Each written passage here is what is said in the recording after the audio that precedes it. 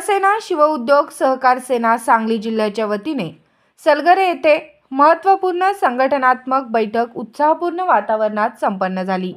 बैठकीच्या अध्यक्षस्थानी जिल्हाध्यक्ष कुलदीप देवकुळे होते।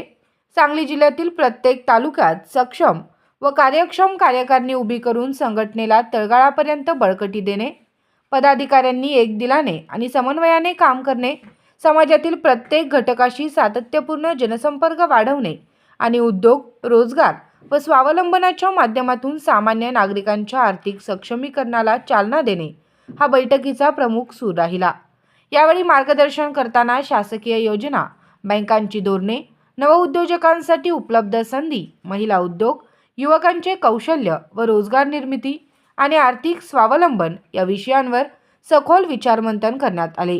केवळ पदाधिकारी म्हणून नव्हे तर समाजाच्या प्रश्नांमध्ये सक्रिय सहभाग घेणारा कार्यकर्ता म्हणून प्रत्येकाने आपली भूमिका बजावावी असे आवाहन देखील करण्यात आले।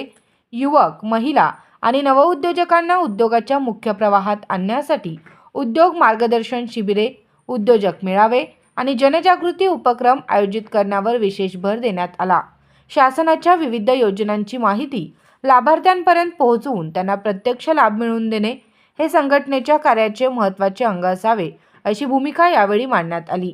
तसेच पक्षशिस्त, संघटनात्मक बांधिलकी आणि पक्षदेशाची तातडीने अंमलबजावणी याबाबत पदाधिकाऱ्यांना स्पष्ट मार्गदर्शन करण्यात आले। शिवसेना ही केवळ राजकीय संघटना न राहता काम, जनसेवा आणि सामाजिक बांधिलकीच्या माध्यमातून प्रत्येक घरापर्यंत पोहोचली पाहिजे यावर बैठकीत एकमत झाले। कार्यक्रमाचे स्वागत मिरज तालुका अध्यक्ष राहुल खाडे यांनी केले, तर आभार डॉक्टर सदाशिव कांबळे यांनी मानले।